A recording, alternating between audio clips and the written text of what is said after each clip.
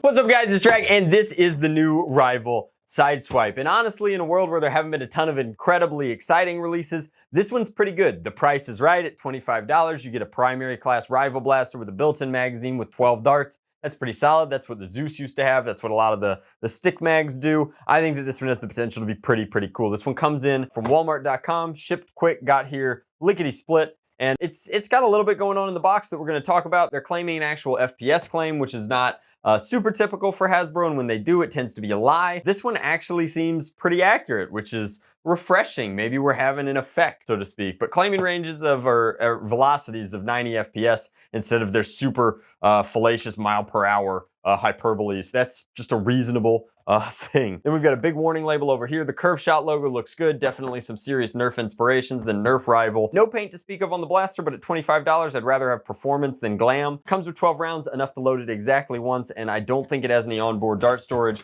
And then of course, on the back, we're talking about the Curveshot thing, which is that you can select your curve by indexing back and forth. Just as a brief aside, because I seem to get every Nerf blaster that comes out so that I can review them for you, I want to remind you guys that that is part of my job. It's my hobby, it's my passion, it lets me make this content for you, do some very exhaustive comparative analysis, and it makes me a better consultant in the industry. I want to point out that there's like this kind of impetus out there to buy the new exciting thing. This is a gimmick for gimmick's sake. Is it cool? Yes. Does it index? Absolutely. I also think that it's going to work, but all it does effectively, if you look at the back here on the marketing, is move your hop-up tab to move which direction the Rival round is going to curve. It almost always curves up in a traditional Rival blaster, but the crazy thing about that is that any Rival blaster that doesn't use like a gravity feed hopper, you can just tilt it. If you want it to curve this way, just tilt it that way. If you want it to curve this way, just tilt it that way. And people in the Rival League and people who have been using these blasters for a long time, or anyone who's ever hit a golf ball in their life, knows that. But the guys at Hasbro finally figured out that their product was doing something interesting if they tilted it through cover, and I guess they've decided to turn it into a new marketing thing. So if you are like saving up for something that's interesting and compelling, this would be an easy one to pass on. Pick up the old Rival blasters on sale and just tilt them for your curve shots. That said, we're going to review it on its own merits because this one is pretty fairly priced. Let's get it out of the package. All right, so before I get into this, I want to show you what a pain it is to load. All right, I just want you guys to see that this bit is kind of a struggle. I was hoping for a better way to load this, and the real issue is that I haven't found a way to lock this down here. It would be great if this had just a detent so you could pull it down, load it, and then lock it, but you can't. So you have to like kind of use both hands to hold it like this, which means that it's not easy to top off. Now, in a kindness from the mothership, this is a fully ambidextrous blaster. It has kind of an unfortunate prime. I would have really liked this to be like a pop-up, pull-back, sort of auto-retracting thing. I think that would have made this awesome. But it uses a bolt, and it's threaded, which is nice, as opposed to the old long shot ones where you just clack them on. If you're right-handed or left-handed, there's an aperture on either side that you can screw it into, and you could switch it since it's threaded and not clipped, which is a nice feature. This is your safety, and your safety happens to be ambi as well, left or right, either way. Handle is pretty thick, but you can thumb the safety on whatever side your dominant hand is, as long as you're willing to choke up on it just a wee bit. I think, given that I'm going to fire right-handed, as much as I want to put the prime over here so that I can still cross body with it, I think I'm supposed to put it on this side specifically so that I can prime it comfortably without reaching over the blaster. And there we are, no muss, no fuss. So the SideSwipe has good ergonomics. The stock is comically short to the degree that it isn't even really a stock. You could shoulder it like that for some serious CQB action, but you're never going to get your face down there. Now, the iron sights line up, and one thing that is nice about this versus a homemade hop-up indexer is that you can see the tab in there. There's no way to adjust it forward or back, so you're always going to spin roughly 20-25 feet out. But that's clicked that way, that's clicked that way, and that's down. Why you would ever want to hop down, I have no idea, but it's nice that this is a really good tactile indicator. The clicks are, there's your clicking ASMR, but the detents are stiff. They give you a good feedback response there, and then switching it into fire is pretty easy. Grip is solid, trigger is big. I like everything about the ergonomics. I wish that the stock was a little bit bigger, and as what seems to be a trend recently, my buddy Brian Hoffer over at Blaster Hub has already started working on an extension for this, so we might do our own over at foamproshop.com. I haven't decided yet. I think that it's definitely comically small right now. I'd like to see one for slightly larger individuals that lets you sit right about here would be great. So I guess I need another 2.5, 3 inches or so on the stock in the back. But foregrip up here isn't bad. This is pretty good. There's virtually no paint on the blaster at all, which is a shame because the deco is pretty cool. They've got the usual Rival cutouts, kind of almost hexagonal laid out circles here. There is one Rival tag down here that looks like spray-on paint, and everything else is pretty soft. As far as the comfort in firing it, if you're shouldered, prime back, and fire, feels like it's got a little bit of pop. It might even be more than 90. It does not auto retract, so you're gonna have to do that and then actually wait and listen for that click. As far as slam fire goes, there is none, so don't try it. And we jammed it. Is there a jam door? There is not a jam door here, nor is there one up top. I guess you could use, theoretically, if you slide this all the way down and click, you could kind of thumb your way in there to see if you can't. Don't stare down the barrel of your blaster. Oh man, oh dang. There we go.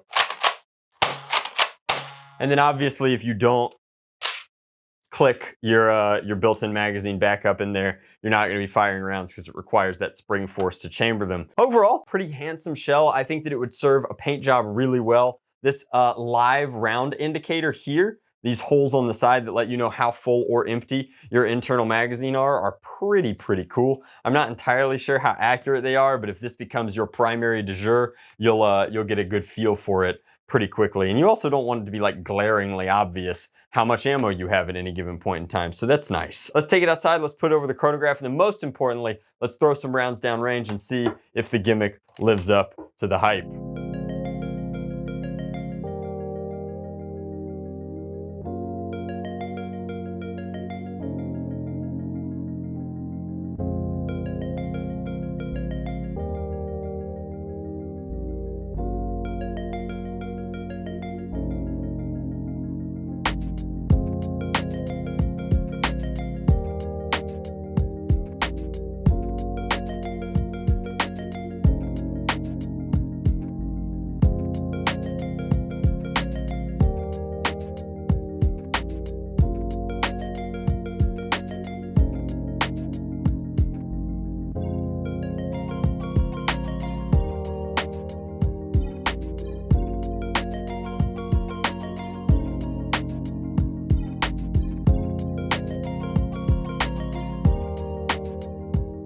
All right, guys, so we'll get it out of the way early.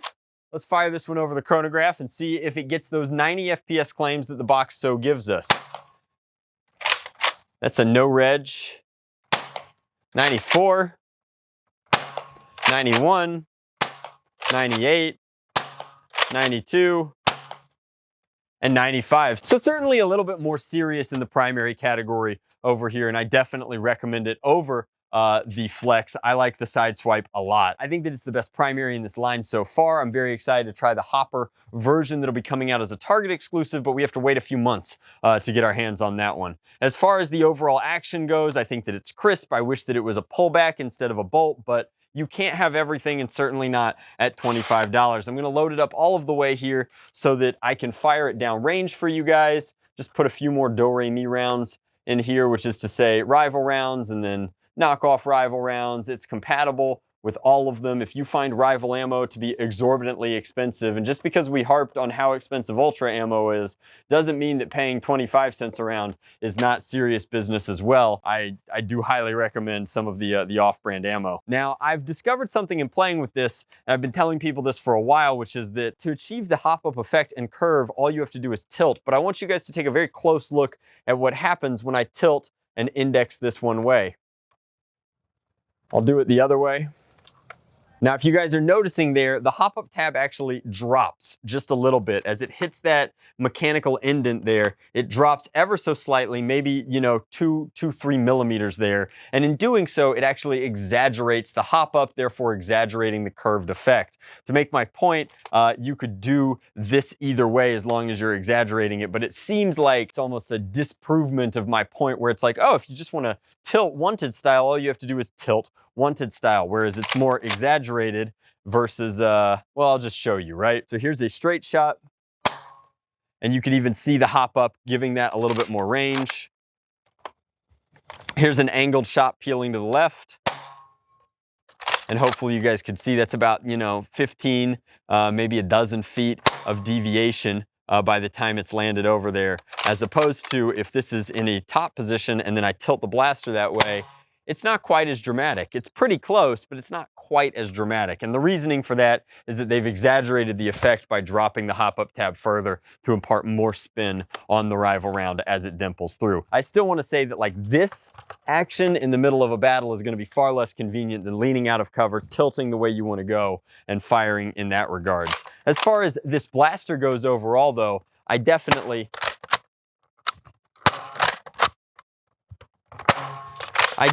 like the gimmick. The one thing I don't like is I've never met any scenario where it does jam sometimes. It doesn't like to go back into battery every time, all the time, the way that I want it to. But the firing down hop-up thing is just, maybe if you're in a fort and you want to shoot somebody who's specifically away and behind cover, that would be useful. But again, in any other rival blaster, you could just flip and then go ahead with a little bit of Death the Kid action and throw it down the same way. So as far as the gimmick goes, the gimmick doesn't go as far as you might want it to, but this is a fairly priced rival primary in its own right. $25 for a 12-round onboard capacity, sleek pseudo primary like this would be pretty acceptable. I'd like to see it $5 less, but the sale prices will take care of us in that regards. Overall, I think that this is a slick blaster. I like the aesthetic of it. I think that it's got some Mad Halo vibes. It definitely looks like something that the Arbiter would shoot you and then melee you with. It's pretty cool all the way around. And while this is certainly a gimmick for gimmick's sake, and I don't recommend running out and buying one just because it's new, I do think that it's pretty cool overall. Which means that in conclusion, I think that the SideSwipe is a solid pickup at pretty much any price you'll see it retailing for, especially if you're in the market for a spring-powered primary that is pretty sleek like this, has this overall aesthetic. We're gonna work on a stock attachment over here at foamproshop.com. Speaking of foamproshop.com, I'd like to congratulate our comment giveaway winner from the last video. They get 20 bucks free. They know how to redeem it over at foamproshop.com, and they could use it on some of our new merch. We have new t-shirts. This Darty Dozen t-shirt I think is pretty handsome. It's a pretty cool little inside joke over here, but you could pick up one of these with your gift card or knock off the price on any number of other kits. We have kits for just about every blaster worth buying these days. Thank you guys so much for watching. As always, much love. Blast on, Drac out.